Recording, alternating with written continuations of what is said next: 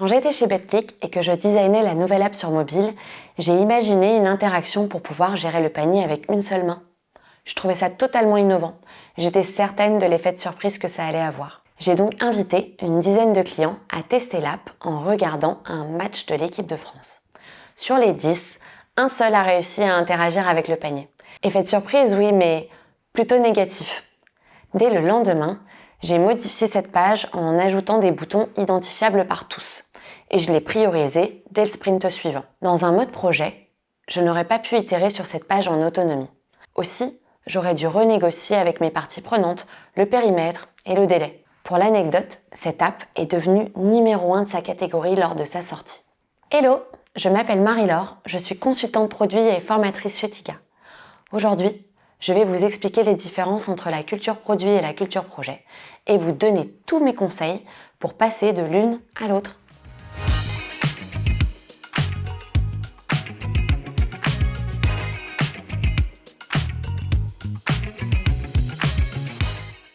Quand on parle de culture ici, on fait référence à la culture d'entreprise. Dans une entreprise, la culture, c'est ce que vous faites, comment vous le faites, pas ce que vous dites.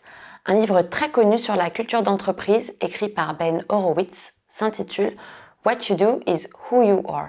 La culture, ce ne sont pas des valeurs écrites au mur. C'est pour prendre une analogie informatique, le système opératoire de votre entreprise. Sa manière de fonctionner, si vous préférez. Maintenant, pour définir la culture projet et la culture produit, posons-nous 2 questions. Qu'est-ce qu'un projet? Qu'est-ce qu'un produit? Un projet a un début et une fin.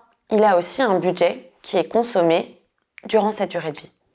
Le plus grand risque d'un projet, c'est l'inachèvement. Comme l'aérotrain qui devait relier Paris et Orléans et qui s'est arrêté au milieu d'un champ. À l'inverse, un produit est un bien ou un service censé satisfaire un besoin. Il a un début, la création, mais pas nécessairement de fin. Tout au long de son cycle de vie, le produit va évoluer. On investit sur lui pour obtenir un retour sur investissement, le fameux ROI. Point important, quand on parle de culture produit, il y a un énorme implicite. La culture produit, en anglais, product culture, c'est la culture du product management, telle qu'elle est née dans les entreprises de la Silicon Valley. Bref, celle des produits numériques. Que ce soit des sites e-commerce comme Amazon, Vip, ManoMano, des applications mobiles comme Snapchat, Vinted ou Doctolib, ou des SaaS comme Salesforce, Payfit ou Open Classroom. Mais revenons à notre question initiale. Quelle est la différence entre la culture produit et la culture projet? Eh bien, la première différence structurante, ce sont les process, c'est-à-dire la façon dont ces produits numériques peuvent être conçus et développés. Les approches de développement classiques sont basées sur la planification. Les actions sont réalisées de manière séquentielle, formant une suite d'issues prédictibles. Le premier exemple est l'approche en cascade ou waterfall, avec des étapes telles que la conception, le design, le développement, le lancement et enfin le run. Le deuxième exemple est le cycle en V. Ce modèle est issu du modèle en cascade, mais il met en regard chaque phase de production successive avec sa phase de validation correspondante, lui conférant ainsi la forme d'un V. Dans ces approches de conception, il y a 3 risques majeurs. Le premier est de lancer un produit inutile car personne ne l'utilise. Vous vous rappelez des Google Glass en 2013, cette invention qui devait révolutionner le monde? Grâce à sa version bêta, il n'a fallu que 2 ans pour que Google stoppe le projet faute d'utilisateurs. Un semi-échec, mais cela aurait pu être bien pire. Le deuxième risque, c'est l'effet tunnel. Le temps de construire la solution, le besoin des utilisateurs change. Par exemple, la tablette Juju avait été initiée 2 ans avant l'arrivée de l'iPad par le cofondateur de TechCrunch. Elle est sortie quelques jours avant l'iPad qui était supérieur en tout point. Le troisième risque, c'est le mauvais segment client. On vend un produit, mais aux mauvaises personnes, et on s'en rend compte très tard, trop tard malheureusement. Je vais vous raconter l'anecdote d'April Dunford, spécialiste du positionnement produit. Elle raconte comment elle a travaillé pour une start-up qui avait créé un outil de traitement des bases de données. La start-up avait été fondée par 2 docteurs en base de données qui l'avaient donc naturellement positionnée comme telle. Problème, tous les entretiens commerciaux avec des administrateurs de bases de données sont des fails. Jusqu'au jour où le produit est présenté à un prospect qui leur confie. Votre outil est très bien, mais ce n'est pas un outil de base de données que vous avez créé. C'est un outil d'analytics. Imaginez, vous concevez un produit en cycle en V et vous vous rendez compte de l'erreur. Les conséquences peuvent s'avérer extrêmement coûteuses. A contrario, dans une entreprise qui a une culture produit, la conception va ressembler à une boucle qui se répète à l'infini. Elle porte même un nom, la boucle d'apprentissage. On teste des hypothèses du business model, a priori inexactes, sur le terrain, avec des développements rapides, sur des incréments produits environ toutes les 2 semaines. Et on itère, c'est-à-dire qu'on réajuste en permanence le temps de recherche utilisateur et de développement en alternant rapidement. Dans une entreprise orientée produit, le droit à l'erreur est omniprésent, partant du principe que l'échec permet d'apprendre et de s'enrichir, bref, d'être plus fort. Enfin, dans la culture produit, le champ des possibles est infini. Vous connaissez l'objectif à atteindre et vous tracez le chemin à l'aide de vos découvertes et de vos échecs. D'où le besoin de tester pour apprendre. On parle souvent du test and learn en anglais. À l'inverse, dans un projet, vous savez où vous allez et comment vous y allez. Il faut le délivrer vite et bien. On est sur du risque et non de l'incertitude. Mais alors, la culture produit, c'est de l'agilité en fait, vous allez me dire. Eh bien, c'est un petit peu plus compliqué que ça. Oui, parce que sans agilité, il n'y a pas de culture produit.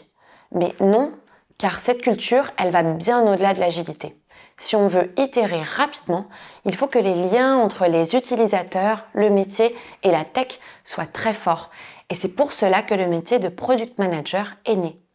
Car il y a la responsabilité de l'impact business et de l'expérience utilisateur de son produit. Et il travaille main dans la main avec les équipes tech. Et à ce stade de la vidéo, vous vous demandez sûrement comment mesure-t-on le succès de chaque méthode ? Quels sont les KPI ? Pour résumer, quand est-ce qu'on ouvre le champagne ? Dans un projet, on va mesurer le respect des deadlines identifiées au départ ou la satisfaction d'une demande interne, alors que dans une approche produit, on va mesurer l'impact créé pour l'utilisateur et pour l'entreprise, le double impact. Vous l'avez compris, la première grande différence entre culture projet et culture produit, c'est donc le process de conception. La deuxième grande différence se reflète dans l'organisation. On cherche à s'éloigner de la relation client-fournisseur qui pouvait exister entre le métier et l'IT, pour s'approcher d'une relation collaborative au service de l'utilisateur et de l'entreprise. Il n'y a plus de direction numérique, car tout dans l'entreprise est pensé pour le produit numérique. Par exemple, vous n'imagineriez pas Doctolib ou Blablacar avec une direction numérique. Si votre entreprise a une culture produit, le produit n'est plus au marketing ou à l'IT, mais il a une direction à part entière et est directement représenté au comité de direction. De plus, on va au-delà d'une organisation agile ne concernant que les développeurs. L'expérience de Bertrand Dolbeau, directeur produit et marketing de Digipost, est un bon exemple. Il a passé toute son organisation en organisation produit, mais auparavant, il souligne qu'il existait déjà des feature teams, des rituels, des coachs agiles dans la direction technique. Mais 1. Il y avait un décalage de fonctionnement entre l'équipe technique et les autres directions. 2. La stratégie avait été clarifiée et il fallait aligner les équipes avec ses objectifs strat. Et enfin, 3.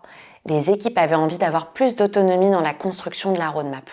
Dans une organisation traditionnelle, souvent le métier dit « j'ai besoin de ça ». Puis l'entité qui s'occupe de l'expérience utilisateur va prendre en charge la création de solutions. Enfin, la technique se retrouve en bout de chaîne et s'en plaint. Le pire schéma, c'est quand le top management dit directement « voici la solution, mettez-la en œuvre ». Une organisation produit est basée sur des équipes transverses qui répondent à une mission utilisateur. On les appelle souvent des squads, en reprenant l'analogie avec les escouades militaires.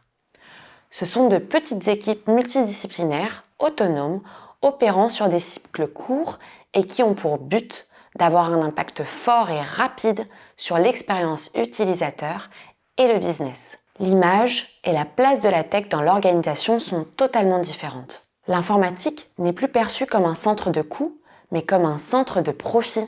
Les ingénieurs apportent une grande valeur ajoutée et prennent part à l'élaboration des solutions. On récapitule. Disparition de la relation client-fournisseur entre le métier et l'IT. Création d'une direction produit à part entière représentée au COMEX. Et création de petites équipes autonomes. Enfin, et c'est primordial, l'organisation est centrée autour des besoins de l'utilisateur. Rappelez-vous ce qu'on a dit plus tôt. La finalité du produit, c'est de répondre aux besoins de l'utilisateur. On part donc de ces problèmes et toute l'organisation, la tech, les product managers, les product designers et les product marketers travaillent ensemble pour trouver la meilleure solution. La culture produit, c'est donc une recette miracle, vous allez me dire? Ce serait trop simple de la résumer ainsi. Mais à mon sens, la culture produit est aujourd'hui un élément clé de succès des produits numériques. Tout d'abord, parce que les utilisateurs sont beaucoup moins fidèles qu'avant. Il y a de moins en moins de domaines où les abonnements sont bloqués. Même l'assurance santé, un des secteurs qui reste très traditionnel, n'a plus de contrat sur un an depuis le 1er décembre 2020. Rappelez-vous la première Freebox lancée en septembre 2002 sans engagement, qui obligera plus tard les autres opérateurs à supprimer progressivement leurs offres avec engagement. Deuxième point, les GAFA ont drastiquement augmenté le niveau d'exigence des clients. La facilité de retour d'un produit acheté sur une plateforme comme Amazon rend obsolètes les procédures vous demandant 3 justificatifs avant de faire le moindre geste commercial. Pour conclure, je vous donne mes 3 idées concrètes pour vous aider à faire bouger les choses dans votre organisation. D'abord, commencez petit et mesurable. C'est la démarche qu'a adoptée Betclic. Ils avaient sélectionné un premier scope d'équipe à faire monter en compétences sur un thème précis pendant un trimestre.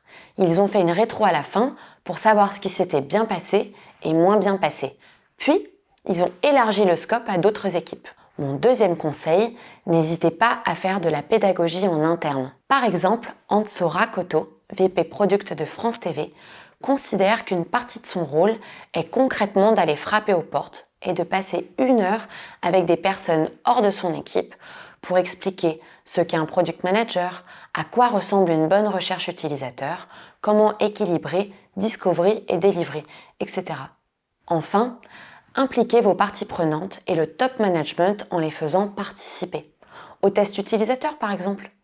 Il est important qu'ils voient le prototype qui fonctionne ou qui ne fonctionne pas d'ailleurs, les succès et les points de douleur qu'ils aimeraient que vous corrigiez dans votre produit. Montrez donc du concret, les gens sont curieux. Voilà, j'espère que les différences entre culture projet et culture produit sont plus claires pour vous.